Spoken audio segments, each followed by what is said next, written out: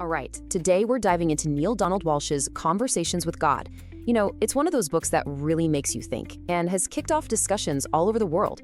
So let's just jump right in to the big question it puts on the table for all of us. Right at its core, the book asks this. Seriously, think about it for a second. What's your image of the divine? Is it some remote figure, kind of like a cosmic scorekeeper, telling up your rights and wrongs? Or is there another way?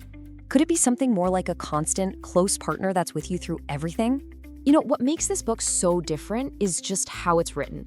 It's literally presented as a dialogue, a back-and-forth conversation between the author and a voice he calls God. And because of that, it takes these huge, complex spiritual ideas and makes them feel incredibly personal, offering this really compassionate take that's a world away from rigid traditional roles. Okay, so this brings us to the book's first major invitation, which is to totally rethink our idea of God. And we're not talking about a small adjustment here. This is a complete 180, a fundamental shift from a relationship that's built on fear to one that's based on a genuine partnership. And you can really see the two worldviews clash right here. On the one hand, you've got the old view, a distant judge, lots of rules, punishment, a whole system really based in fear. It's a picture a lot of us grew up with, right? But the book proposes something totally different. God as a close partner, where life is all about experience and growth. And the engine driving this whole new view, unconditional love. And this concept, unconditional love, is everything. It is the absolute cornerstone of this entire philosophy. The idea is that this love has zero strings attached. It's not something you can earn or lose depending on what you do. It's just there, a constant presence, completely free of judgment, free of any threat of punishment. Pretty much every other idea in the book flows from this one powerful source. So if the universe is based on love, then what about our day-to-day experience? What about all the struggles and decisions we face? Well, the book argues that every single human action, every choice, boils down to a decision between two fundamental, opposing forces. And there they are, fear or love. That's it. The idea is that every thought you think, every word you say, every action you take, it's all coming from one of these two places. Think about it. Fear makes us shrink, contract, and close off. But love does the opposite. It's all about expansion, openness, and connection. That's the fundamental choice we're making all the time. And this brings it right back to us, right here, right now. In this very moment, as you're listening to this, just check in with yourself. Where are you operating from? Is it a place of anxiety, of worry? That's fear. Or is it a place of peace, of acceptance? Well, that's love. And the book really pushes for this kind of constant self-awareness.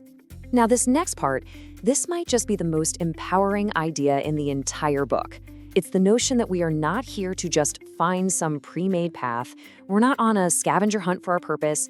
No, instead, we are powerful, active creators, and we are here to literally design our own lives. This quote just nails it. So often, we're taught that our purpose is something we have to discover, like it's hidden somewhere. But this perspective flips that whole script on its head. It says you don't find your purpose, you create it. You forge it, moment by moment, with every choice you make that feels true and authentic to who you really are. It's an active process of building, not a passive one of searching. Okay, so we have these huge ideas. God is a partner, it's all about love over fear, and we are the creators. That's great. But what do you actually do with all that? How does this work on, a Tuesday afternoon when you're stuck in traffic? Well, the book gives us a practical game plan for exactly that. So here's the kind of 4-step action plan. First, practice dialogue. Just take a little time each day to connect with that deeper inner voice. You can journal, meditate, whatever works. Second, choose from love. This one is huge. Before you act, just pause for a second and ask yourself, is this coming from love or is it coming from fear? Third, live creatively. Stop just reacting to what life throws at you and start being the architect of the life you want. And finally, number 4, embody empathy, replacing judgment with understanding, both for other people and, so importantly, for yourself. So, when you boil it all down, the crucial point is this. All the power and all the responsibility is right here, in your hands. It's not about fate or some grand external plan. It's about the hundreds of choices you make every single day, big and small, that all add up to create the reality you experience. You are in the driver's seat.